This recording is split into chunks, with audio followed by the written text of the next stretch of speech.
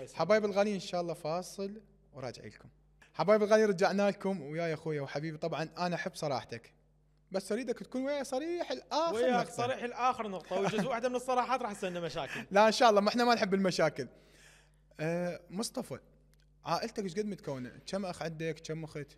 اني الوحيد الاهلي يعني، بس اني ولد، وعندي خوات 2. احتاجيت الاخ لو لا؟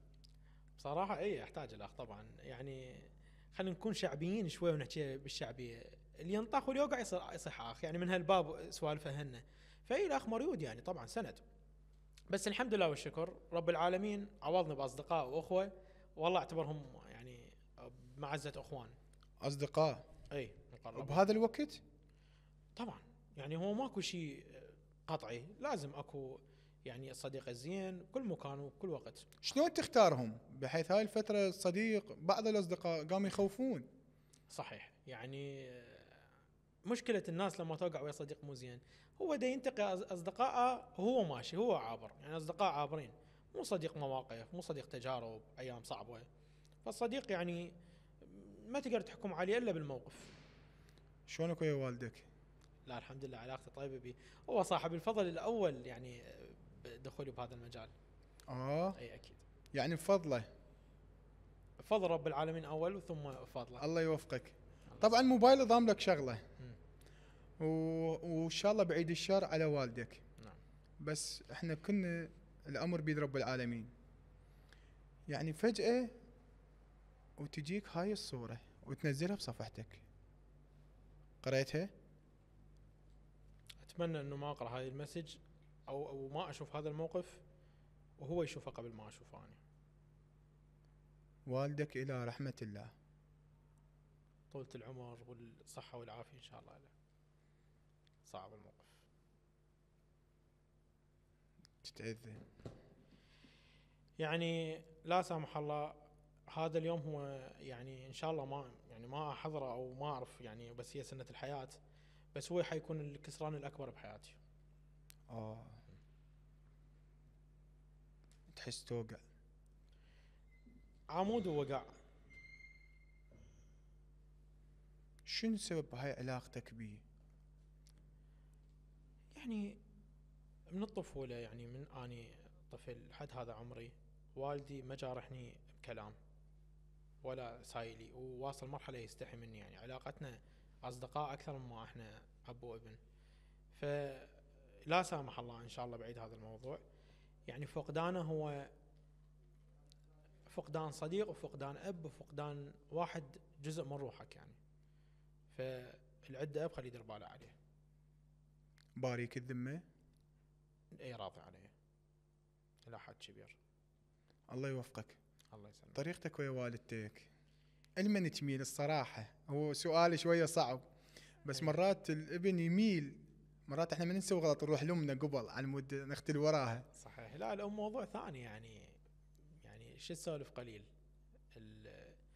يعني كل أمهاتنا الأيام الصعبة اللي شافوها بحكم المشاكل اللي عشناها بهذيك الفترات مع الطفولة، فيعني الأم أنا ميال إلها أكثر، بس والدي يعني الصديق والأب وكل شيء بحياتي يعني. بس الأم تبقى هذا الملاذ الدافي اللي تروح يعني تختل بيه من مشاكل الدنيا ومن الصعاب اللي تشوفها بحياتك اليومية. الله يحفظك. شو قد راح تتزوج؟ يعني إن شاء الله بعد سنة أفكر بالموضوع. بعد سنة تفكر؟ أفكر بالموضوع بعد سنة. زين انت ما خايف من المشاكل اللي تصير الزوجية؟ خاف تبعدك عن امك، تبعدك عن ابوك، تقول لك خلنا نعزل؟ يعني بصراحة يعني أنا ويا الناس اللي تقعد بوحدها ويا الناس اللي تقعد ويا أهلها، حسب اللي يناسبهم وحسب قدرتهم على إدارة هاي العلاقة الزوجية. بس يعني الاختيار هو سيد الموقف. اليوم لما أختار، أنا سبب من أسباب أنه أنا لحد الآن ما متزوج، لما طرحت عليه السؤال هو أنا أريد أختار اختيار صح، لأن هذا موضوع مشروع حاله حال البزنس. أنا اليوم ما أدخل بأرض إذا ما أعرف بها ربحان أو خسران، فالعلاقة الزوجية بعد أهم من الأرض باعتبارها أبو عقارات. زين شو راح تعرفه يا مرة بمرور الوقت ما راح تغيرك عن أهلك، والمرة ما تنعرف إلا تتعاشر؟ الكرة بملعبي مثل ما تقول، أنا أتغير أو ما أتغير، هي شو تريد تسوي لك يعني؟ اذا هو واحد بمجال انه يعوف اهله وبمجال يهجرهم ويأذيهم، هذا هو اجى جاهز بعد بكلمتين ممكن يبتعد عنهم.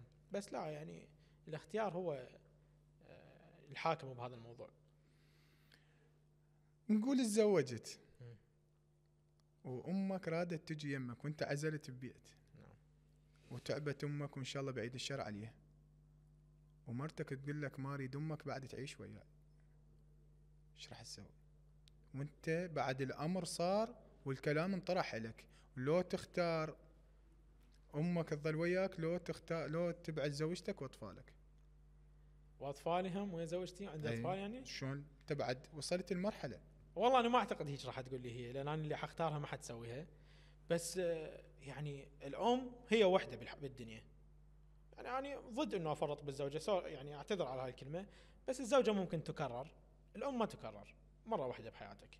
فاكيد ميال ويا امي بكل الاحوال بكل الظروف. يعني ما من الممكن انه زوجتي تغيرني على اهلي، مستحيل. بما انت بهاي العقليه، جا اشوف هوايه من العراقيين او بعض من العراقيين بين شمر امه شمر ابوه بالشارع شمر بدار المسنين، من تباوع هاي الفيديوهات شي وارد ببالك؟ يعني هذا السؤال يعني انا اعتبره انطرح بوقته. يعني اذا عندنا وقت ممكن انه خذ راحتك. احكيها بدقيقتين حتى ما اطيل عليك. بايام كورونا، ايام كوفيد، المستشفيات الخاص والاهلي متوقفه، ماكو صح مستشفى عام يلا تحصل لك مكان. صح. والدي انصاب بكورونا، صحه وعافيه. الله يسلمك، فاخذت ركضت به للمستشفى. تدري وضعيه الانهيار من واحد يصير عنده مريض، دخلته بالمستشفى، حالته تطلبت يبقى 4 ايام الى 5 ايام بالمكان. واني اشوف هذا اللي بصفه يتوفى، وهذا طب ابوك الشمابي مات بايام كورونا. يعني الموضوع صار كلش صدمه، مرعب مرعب. الله يرحم جميع الاموات طبعا. ف بصف والدي، بصف السرير مال والدي، شباب جابوا ابوهم بكورونا، 3 شباب جابوا والدهم هم مصاب بكورونا، خلوه قالوا هذا ابونا وعافوا وطلعوا. هو بصف والدي. والدي يعني تدري ايام كورونا ساعه يضيق النفس، ساعه تباع النبض مال الاصبع، يعني متشوشره الوضعيه. بوعت عليه، يباع علي مناني اخذ ابويا تكرم يعني عن سوري عن الكلمه للتواليت. يباع علي لما احلق الابويا، يباع علي لما اشيله واقعده. هم عنده 3 ولد. 3 ولد رايحين، انا الوحيد لابويا. والله نظراته استاذ عمار من يباع علي هيجي، ونظره هذا الرجال كبير بالعمر ونظرته كلها انكسار. يعني نظرته تحسف على ولده، يتاسف على الدنيا انه وصلت لهذا الحال. فقمت من اسوي اي شيء لابويا حياء من نفسي، والله العظيم اسوي له نفس الشيء. مو اخذه والدي يعني عفوا للتواليت، فهو هم انا قمت ارافقه اخذه ادخله للتواليت وياه، يعني حتى ما يحس بموضوع انه ماكو احد يمه او ماكو احد سند. رجال كبير وعافوا بوحده. ورا ايام جو ولده، فللمصادفه شافوني انا بهاي الاثناء ارتشي والدهم على السرير. تدري ايش قال لي؟ قال لي هاي ليش كنت قاعده على السرير واقفه وتقوم؟ قلت له خطيه ما عنده احد ويشوفني اني اهتم بوالدي وهو هم مثابه والدي ان شاء الله. قال لي لا عفوا بعد ما عليك بيه. تشا عليك، احنا ملبسي حفاظه معذره عن الكلمه، بعد لا تتدخل بي. شوف هاي الشباب وصلت هاي المرحله يشمر والده وهو مريض. قلت له انت ليش شمرته ورحت؟ اذا انت تقول ما عليك بيه انت لبي اموره. كان يقول لي ما انا اخاف انصاب بكورونا، المستشفى كلها وباء. اخذ هيجي انعدام انسانيه، اخذ هيجي انعدام ضمير. فمرات احنا نلوم الحكومات، لا، جزء من الخراب هو الناس. صح. يعني هو ابوه مبار بيه، شلون راح يبر بوطن ويحب بلد ويحب الرصيف ويحب الشارع ويحب المنطقه مالته ويسام؟ يعني واصلين هيك مرحله بانعدام الانسانيه وانعدام الضمير. زين هسه انا بعقلي اريد افرزنها، ورد اكون بمكان هذا الوالد الرجال الكبير من يطب للمستشفى وعنده 3 ولد وفجاه يعوفوه يخلوه وحده، ويباوع عليك انت الوحيد لابوك تساعد ابوك، وهذا 3 ولد ما ساعدوه. يعني شو يقول بباله؟ يعني اني نظرات الانكسار اللي شفتها بعيونه هي بس هذا الجواب. يعني باوع لي بنظره انكسار ونظره خذلان، ولسان حاله يقول يا حيف التربيه اللي ربيتها، يعني باختصار. موقف صعب جدا، يعني هذا واحد من المواقف الصعبه صراحه اللي شفتها وتعايشتها. خايف من شيء تخسره بالدنيا؟ ان شاء الله ماكو مخاوف. ما عندك متوكل انسان على رب عزيز العالمين. تخاف بين يجي يوم تلقاه مو بحياتك؟ قصدك الناس؟ انت شخص قريب بحياتك. اكيد الاهل بالدرجه الاولى، يعني هم اللي خسارتهم تتسمى خساره، اما ما دون هذا يعني مو خساره. نرجع لطار الاصدقاء. انت راح تبكينا. هذا الموقف يعني تتفرزن ببالك، ومرات تاخذ على نفسك تقول انا خاف اليوم اوصل لعمر السن اللي ما يساعدني بعد اوقف على رجلي، وفجاه القى الاقرب الناس لي يكسروني. قصدك انا من اتزوج واولادي لو الاصدقاء؟ الموقف اللي انت هسه حكيته اي. بين احنا اباء هسه، مم. تفكر بمرور الوقت اذا انكسرت واذا صحتك خانتك، بين ماكو واحد راح يوقف وياك للبعض. يعني ذاك اصدقاء، والله اصدقائي عندي مناي ما فد يوم يعني فشلوني، وسباع واهل مواقف ومواقفهم هوايه وياي، وانا كذلك يعني اخوتنا وصداقتنا سنين صار لها.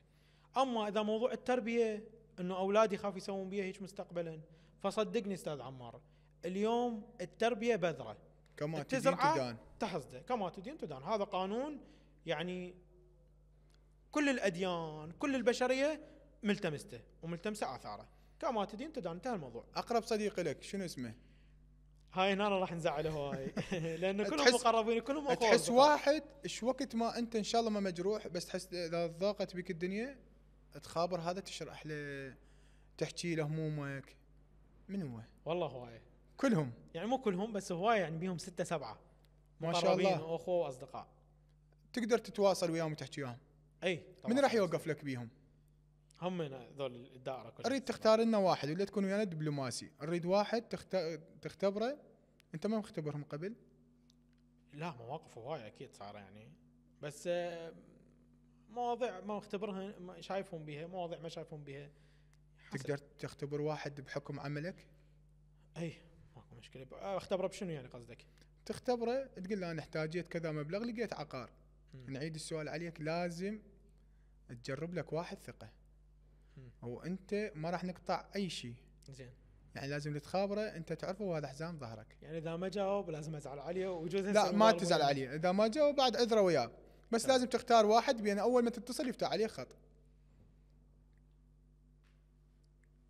يعني عندي عبد الله يا مصطفى. اريد واحد. عبد الله هسه خارج العراق مسافر، مم. فيجوز يعني الاتصال كذا صعب او موضوع النت. ممكن مصطفى واحد من اصدقائي اللي هسه اقدر اتصل عليه. ايش راح تسوي؟ ايش راح تقول له؟ شلون تريد نختبره كيفك؟ انت بحكم عملك، مم. بين انت رايد قاعد وتريد تشتريها. تمام، يعني ممكن اقول له اكو موضوع شراء دوانم ومحتاج فلوس يلا واتصل به. جاهز؟ جاهز. انت راح تكون مسؤول، تمام. غدرك او ما غدرك راح تنزل الحلقة. اوكي تمام. يلا اتصل. بس الموبايل. بس نريد تعيشه باجواء انت خابرته محتاج. تمام.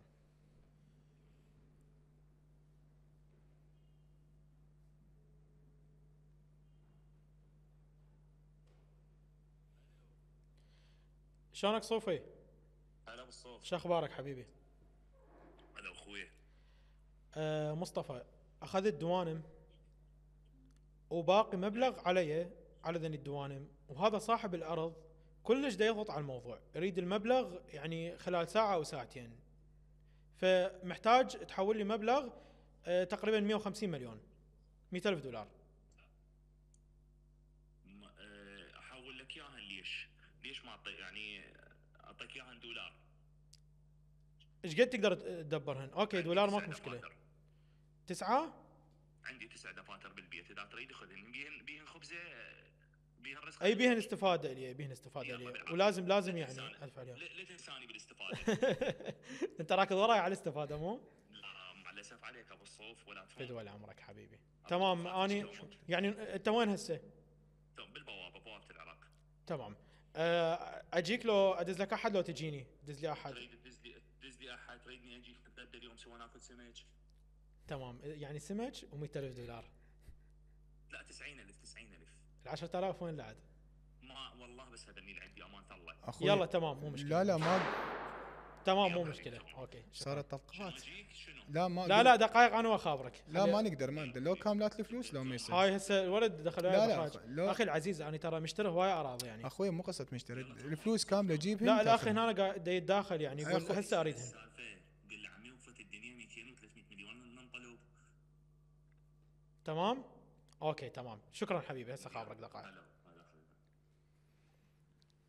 هذا صديقك شو قد ما تخابره يوقف لك هسه انت قدامك بعد وما الله احنا لا متفقين ولا محضرين الموضوع. زين. اتصلت عليه قبل هذا تحسه القريب اذا احتاجيت واحد من الاصدقاء المقربين وعندي يعني عبد الله وغيره اصدقاء مقربين هواي. عاد انا ايش بي عدول ابو غزاله اذا خابر على 15000 يقول لي ما عندي. الله لا هو يحفظك. استاذ عمار اقطع كلامك بالخير. الجود بالنفس اغنى غايه الجود. مرات هو يجود لك بعزيمه هل يقدر عليه اقوى من $100,000 مال مصطفى لان مصطفى عنده $100,000 لا شيء فهو يجود لك باللي يقدر عليه وكلهم خير وبركه. الله يوفقك ان شاء الله. حبايب الغني فاصل ونرجع لكم.